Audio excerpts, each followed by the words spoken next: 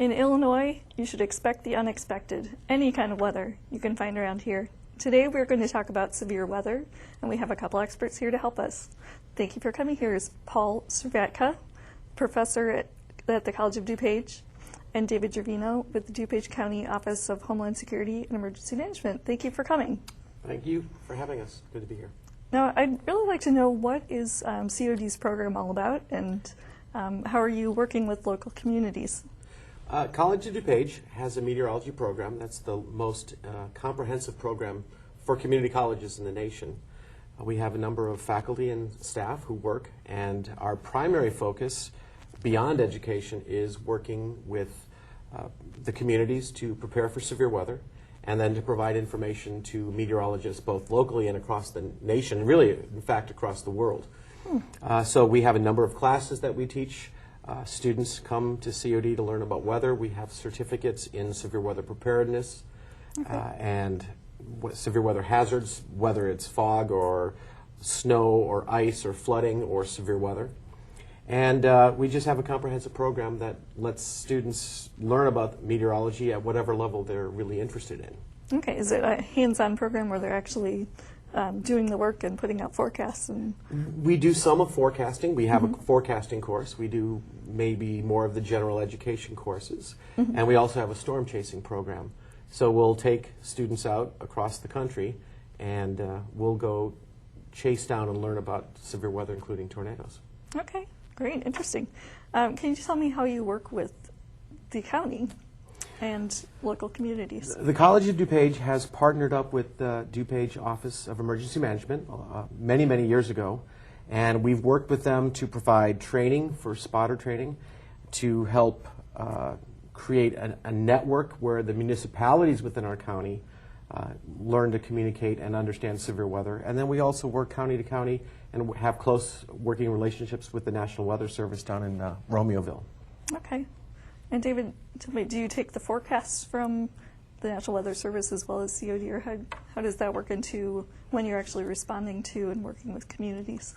Normally during the incidents, the National Weather Service would be our primary point of contact. We work very closely, though, with College of DuPage Next Lab regarding training, such as our annual weather seminar every March that we've been putting on. I think you've been a part of that for more than 20 years now. Yes, long time. A lot of people trained. Yeah. And, if really someone wanted to become, I know there are a lot of people who are really fascinated with weather, especially in Illinois, because we've got it all. If someone wanted to become trained in weather spotting, what is involved in that?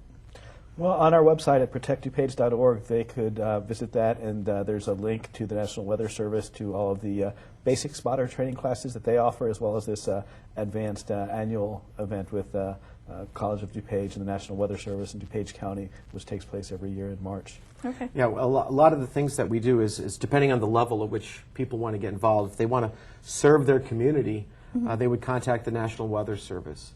As they become more and more advanced, they would take an advanced training course that we offer in March. And then if they really want to get involved, they'd come to College of DuPage and take some courses, maybe obtain the certificate in severe weather hazards and preparedness. And we work with people to really increase their level of understanding of how severe weather works, how to protect their community, whether it's municipality or a county at that county level, or it's for a business or a school, or just for their own personal safety. We spend a lot of time with that. I think you'll agree that a lot of the stuff that we've done is to improve communications so that we know what everyone else is thinking, so that if a major event were to happen, we already have a number of lines of communication. We'll work with you to make sure you have the weather up to date. We'll work with the Weather Service. The Weather Service gives information to the county, to the municipalities. So it's really this backbone of communications and preparedness, so that we're not taken by surprise, and then emergency response can be maximized. Right. And technology's really come a long way. I mean, if you look back, I think the Moore tornado was in Moore, Oklahoma, 2013, and they had 10 minutes of warning, which it didn't used to be you could forecast things that far in advance. Right. And recently, I know in some of the advanced training you talked about like dual pole radar and some of the newer technologies that really enable the meteorologists to get warning out in a much quicker way than was previously possible. Oh, absolutely. I think technology and our ability to understand the weather has really improved since we've started doing this type of training. And that allows for people, it allows for people to be much more prepared if they understand. And I think that's the biggest challenge to the profession right now, is making sure that the people are aware. The science is preparing people pretty well. So we're not as taken by surprise as we were maybe 20 or 30 years ago. But people still need to take on personal responsibility, because ultimately each individual is responsible for their own safety. Right. Now, this time of year, the spring, the summer, and the fall, there can be some really severe weather in Illinois. Can you talk about tornadoes specifically, about what are the warning signs? I know they're the classic warning signs people talk about, but can you just give us, from your perspective, what are the real warning signs you need to watch for?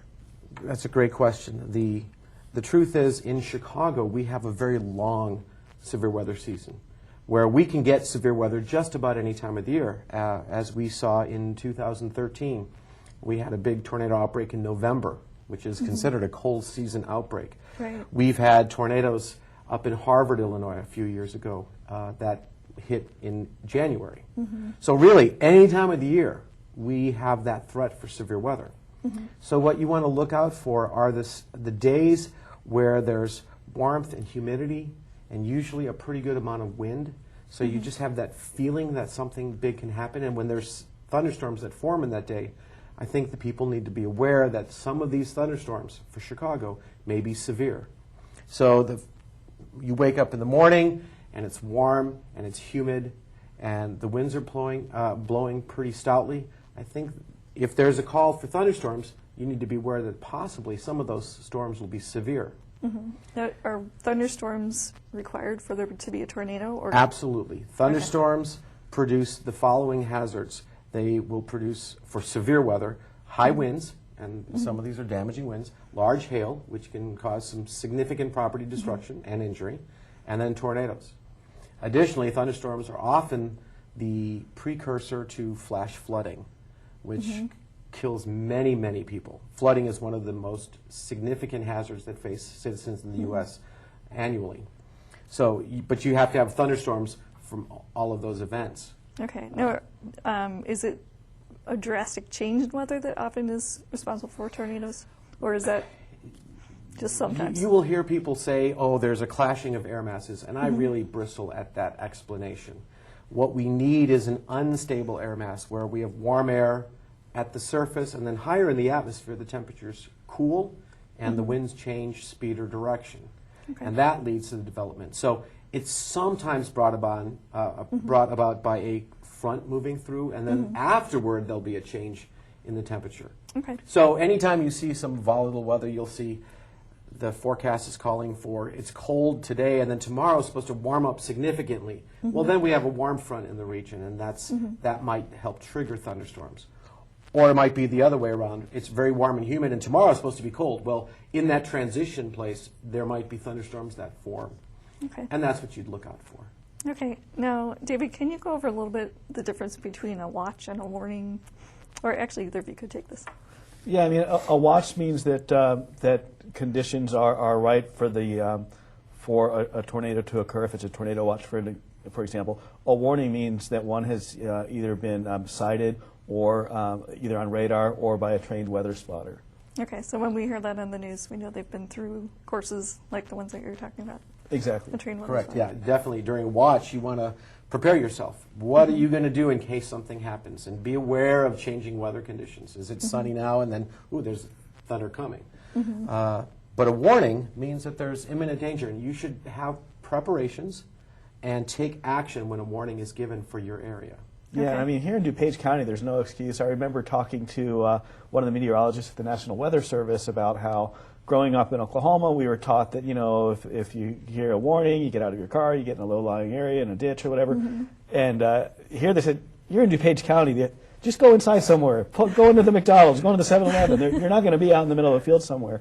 And if you think again back to that Moore, Oklahoma tornado where they had 10 minutes of warning, you know, that's something that we try to really ingrain in people's mind is that take action when you hear that warning. You know, the common thing that we see people doing, they hear an outdoor warning siren, they go outside to see what's going on. Well, why is the siren going off? Let's take a look. No, you should take shelter on the lowest level of your home, you know, in an interior room with no windows or a basement. Yeah, exactly. That's, you know, I want to underscore that. Most interior room, lowest floor. If you've got a basement, get in the basement during a tornado warning. Like under a stairwell, would that be somewhere that would be? If you were in your basement, if you're under a stairwell, someplace that's away from windows. Really important, keep in mind, because the old adage was open the window a little bit. You want to stay away from windows. A tornado will open the window for you. So keep away from the glass, find shelter, and seek it immediately. You know, if you're in your car, find permanent shelter. And you're right, in DuPage County, there's buildings everywhere. So get inside a sturdy structure, and 90% improvement for safety, just being in a building. Very few tornadoes can completely destroy a well-built structure. And a lot of places around here have basements in this And area. they have basements, yeah. I mean, in fact, the outbreak in 2013, the one in November, many, many houses were destroyed and very few fatalities because in Illinois there's basements and people went in their basements and their houses were destroyed, but they were safe. And ultimately, that's what we're trying to do for the Weather Service or emergency management is protect life. Okay. Now, I think there's some confusion about tornado sirens or weather sirens. What are they intended for? Does it mean there's one spotted, or does it mean their conditions are right for it? What would you say would be the message that people should understand about them? The common guidance. So a few years ago, the DuPage County Office of Homeland Security and Emergency Management called together a group consisting of representatives from the Police Chiefs Association in DuPage, the Fire Chiefs Association, and the National Weather Service, as well as the 911 centers, and came up with a model policy or guidance for when to activate outdoor warning sirens. And they should, at least according to this policy, and it's up to each community whether to adopt it or not, but according to this policy, they should only be sounded if there is a warning that includes that community, or if there's a tornado spotted in any adjoining community. That's when the sirens will go off, and we're trying to get away from calling them tornado sirens and instead calling them outdoor warning sirens, because they're really intended to be heard if you're outdoors in the park or something like that. You know, especially in some parts of DuPage County right now with airport expansions and whatnot, people are soundproofing their homes, so they're going to be even less likely to hear these sirens. So that's why we really encourage everyone to have a NOAA all hazards weather radio. That's something that all of our staff members are required to have. It's how we first receive notification of emergencies, and it's something that's got redundant technologies in place, so you're more likely to be alerted as opposed to just depending on a cell phone app or hearing an outdoor weather siren. And that's a really fantastic point, because the sirens are meant for people outdoors. People indoors, there's much better ways. NOAA weather radio is absolutely the best. Keeping aware of television, being on the internet. You can subscribe to the Weather Service to have Facebook updates and warnings and alerts that way. And there's reverse 911. Lots of ways to be contacted. But it's up to the person to be, hey, today is a day where severe weather is possible, and then be aware for the warning. So if something's going on, heighten up the awareness that a warning may be issued. And then when the warning's issued, if you're outside, you'll hopefully hear a siren. If you're inside, you have lots of different mechanisms to receive the warning and then take action. But really, like a NOAA radio should be your source, or what are the internet I think applications the are. NOAA weather radio is the best method. Yeah, because that's what, you know, the thing that you have to look out for is what's going on at night. And the weather radio with SANE technology. SANE technology. Yep, stands for Specific Area Message Encoding. SANE technology. And it's SANE if you take the SANE technology. We'll have an alert in the middle of the night. That's great. And so many times people are killed in their homes. This is especially true in Dixie Alley in Tennessee, Alabama, Georgia, because tornadoes are hitting overnight and people are sleeping through all the warnings. They don't hear outdoor sirens. They don't have their TV on. But this weather radio will sound an alarm for their area when a warning is issued. And it's location-based. It's location-based. Yeah, that's what that same technology does, specific area message encoding. So if you're going to purchase a weather radio, you can look on the box or on the website and make sure it's got that same logo. And if it does, that means you're able to program it so that you only receive the types of alerts you want to receive for the areas in which you want to receive them. So maybe you live here in Wheaton, but you work in Cook County, so you want it to alert you for either type, either county. Maybe you don't want to be woken up at 3 in the morning if there's an Amber Alert, but you do if it's a tornado warning. You're able to customize it. That way you're only alerted for the types of alerts you want to receive. And they're relatively cheap. I think $30, give or take. Absolutely. So it's as important as having carbon monoxide detectors and a fire alarm to have a severe weather radio, and all hazards radio. Right. Okay, David, I'm going to go back to something you're saying about it's up to communities whether or not they sound the alarms. Is it the municipality that is responsible for whether or not they activate alarms? Yes, in DuPage County, the outdoor warning sirens are handled. They're activated by the municipal police department. Okay. Okay, great. Can you talk more about, I know I've seen our Public Works Department uses some of your technology and online mapping that they use to track weather. Can you talk about what that is? And Sure. The College of DuPage weather website, which is weather.cod.edu, is a very comprehensive weather information website.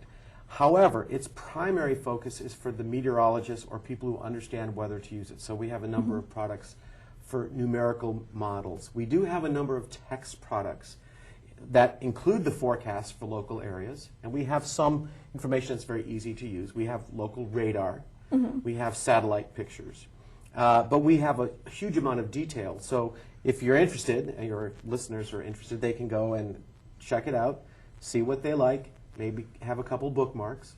But really it's for people who need a little bit more information. So we have a number of people from Public Works who use the weather for severe weather monitoring. They'll use it for water forecasting, so if there's flash flood guidance. We have a number of people who are taking some of our courses because they want to know when there's going to be flooding and what can they do to prepare. So again, the goal of understanding weather is that, hey, rather than responding to a disaster, I can anticipate the disaster and allocate resources and put people in place hours ahead of time, and that just helps everyone with their response. So we have a number of people from the water works, and they monitor what's going on with rainwater. And flooding, like I said, flooding is a big hazard for people in DuPage County. And then our streets crews, our streets crews use some of your models to look at, when ice might be forming. Same roads with and things ice like and snow, and we love to do that. And if people ever have a concern or they want something or they need to know something, they're free to contact us, and we'll try to respond and help emergency managers or streets people or snowplows or whoever needs it to understand what's going to be happening. Okay. One thing we haven't gone over very much, David, your expertise, but being prepared.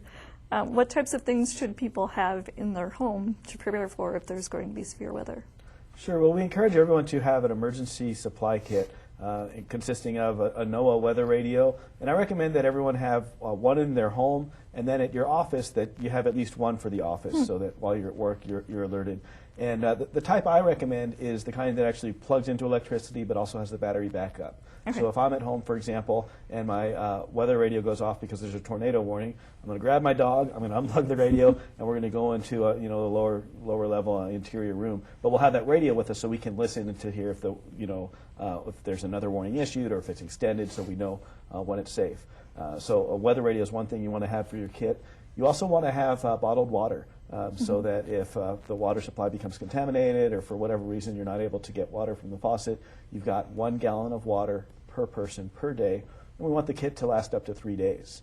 In addition to that, you want to have some non-perishable foods, some granola bars, things of that nature, in case you can't get out. Even if it's not a tornado, but it's like a blizzard we had in 2011, where you're kind of snowed in and stores are closed. Even if you could get to them, you couldn't buy stuff. So you get some food, you've got some water. You want to have a contact list. One of the common things we see during emergencies, regardless of the type, are power outages. And once your cell phone battery dies, you're not going to be able to access your contact list. Right. So if you have that written out, that way if you're able to borrow someone else's phone or get to a phone, you've got those numbers there and you're able to access them. A few other things, you want to have a list of prescription medications so that if you need to get medications replaced, you've got that list and you're able to do that. And then possibly like a multi-tool or something like that to keep in your kit, as well as other things. Personalize it for you. If you've got family members with access and functional needs, maybe who wear hearing aids, have some extra batteries for their hearing aids in there, and also make sure you include your pets when you're making your emergency plan. So have some extra dog food or cat food, or have that leash in the same place. That way, if you have to evacuate quickly, you know where it is. You can get your pet and get out. I think, a lot of it it's fairly common sense, but even as you're going through that list, I was like, oh, contact list, that would be important. Right. And it's one of those things where you want to sit down and have a plan. So if you want to protect your family, have a plan. And what you said is great, because in the winter we could have ice storms, and that knocks out power for long periods of time. Some significant cold outbreaks where the power goes out. These kind of resources are really important. Whether we have big wind events that knocks power out, Glen Ellen Wheaton have had a number of incidents in the last couple of years where power's been out for 3 or 4 days. Especially with all the large trees around here. Absolutely. And it's amazingly more difficult to try to get supplies in the midst of an event rather than have the supplies prior to the event. It's that simple. Exactly. You think about it, it just starts snowing or it just starts raining and you go to the store and they're out of eggs and milk and everything just for that. If it's an actual disaster, imagine how much more difficult it would be to get stuff. In fact, I was during I think it was a snow event actually in the winter, and I went to get fuel, and I noticed that the premium fuel price was the same as the regular price. And I thought, well, that seems a little sketchy. So I asked the gas station attendant, and he said, oh, well, actually, we ran out of regular fuel. All we have left is premium, so we're charging the same price. Wow. I said, how do you run out of fuel? And what I found out was that particular station, they get 2 fuel deliveries a day. I never would have guessed that they have that, they go through fuel that quickly. And because of this snow that was happening during the winter, they missed both deliveries and they were running out of gas. So think about an actual disaster. That's why every time my car gets to about half, I go and fill it up. So I always have a fairly full tank of gas in case you do need to evacuate or there's a gas shortage, things like that. So really plan ahead and be prepared, because by doing everything now when it's not in the middle of emergency, it's going to make it that much easier when there is an emergency and you've got tunnel vision, you can't think straight, you've got all this stuff running through your mind. You can take a deep breath and relax because you've already planned for it. You know what to do. You've got your supplies. Yeah. A couple days. It's not, you're not living for a month at a time. You're looking 3 or 4 days of supplies, and you just hunker down and write it out. Yeah, I think we've talked about this a little before in a different program we've done, David, but if you could just talk about when it comes to children in severe weather, what types of preparations should you make or include them when it comes to severe weather? What do you think would be the best plan? I think one of the things is talking to them. A lot of times, whether it be severe weather or terrorism or any type of threat, parents are sometimes reticent to talk to their children because they think, well, if I bring this up, my child's going to be scared. Well, I guarantee you, your child's probably already scared. They're already hearing things at school from other students that may or may not be correct. So it's better to go ahead and address it that way. Just like you as an adult, the child can relax because they'll think, oh, okay, we have a plan for this. We know what to expect. We know what to do. And consider in that emergency kit that you put together to put some coloring books and crayons and some activity things to keep your child occupied, so that if there is a tornado warning for a while and you're stuck, in the basement, they have something to do as opposed to just sit there. It's been my experience that when children are taught what to do in severe weather, they're much more apt to remember what to do, and they're actually really good. So I would encourage people to talk to their children, make sure that their schools have a plan, and so you ask your child, what's your school's plan? Tell me about it. And if they can't give you a good answer, check to make sure the school does have a good severe weather plan. And reiterate that at home. And during the November 2013 tornadoes, it was actually a child who heard an outdoor warning siren going off. He told his mother, "Mommy, let's go to the basement. The siren's going off." And she said, no, the skies look clear. We're fine. We're fine. He said, no, we need to. She said, no, it's fine. He said, look, we learned in school. We need to do this. We should do this. They go to the basement, and then, of course, the tornado comes through. They come up out of their basement, and everything's gone. Wow. And what that child had learned in school wound up saving his life and his mother's life. So That's fantastic. That was an interesting event, which it really underscores take heed to warnings, even if it doesn't look bad. Those storms were moving about 50 miles an hour, or even 60 miles an hour in some cases. That's an amazing thing. A tornado that's 3 miles away is 3 minutes from hitting you. Yeah.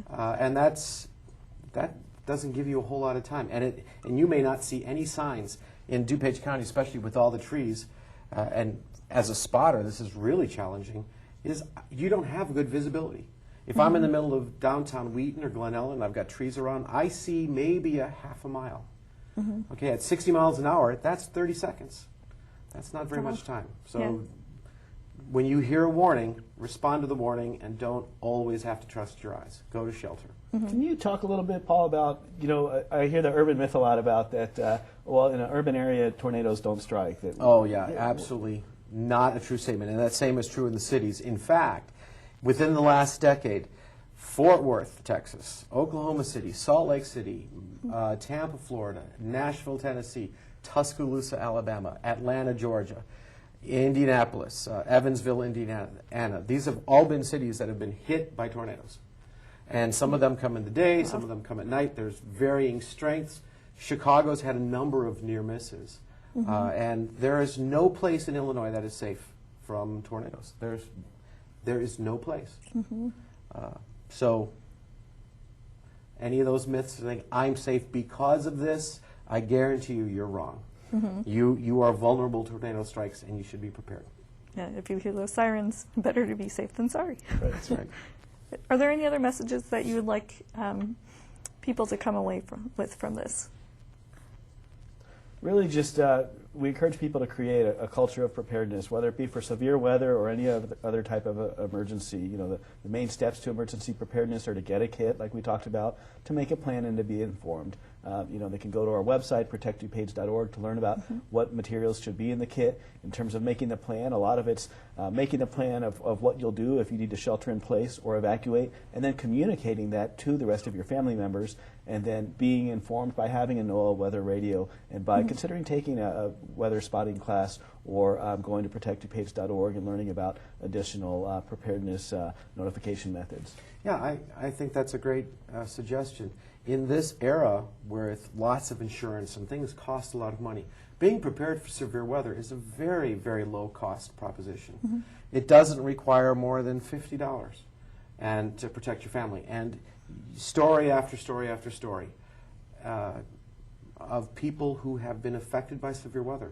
It's the #1 response for emergency management. This is what they respond to more than anything. And living in the Midwest, this is what we get. Right. We don't have to worry about earthquakes as much. I mean, we still have some, correct? But severe weather is going to happen. It's going to happen every year, and it's going to affect hundreds, if not thousands, of people in Illinois every year. So it makes sense to be prepared. Absolutely. Yeah, and I think also it's important to point out Wheaton is really on the cutting edge when it comes to emergency preparedness. Just this morning I met with a couple of officials from Wheaton, one of the school districts here in Wheaton. A few months before that I met with some people from a private school here in Wheaton. Wheaton College has a phenomenal campus public safety department. Your police and fire departments are top notch, and so I hope residents realize that they really have a lot to be thankful here living in Wheaton. Your public works department, I can't say enough good about them. During the 3 presidential disaster declarations we've had in the past few years here, they've always done a phenomenal job with mapping and getting all the information compiled so that we're able to get that declaration to bring the help to the residents who need it. So really got a great team here. And it's great. It's a tribute to the people who work, like David, for the protection of the people. It's a tribute to the people who volunteer. And to just a number of people who learn and focus their efforts to protect their community. And that's really what this is about. And it's really encouraging to see so many people reaching out and doing good work. So yay for that. Well, I really appreciate both of you being here and sharing your expertise and some really great information. Thank you so much for being here. Thank you.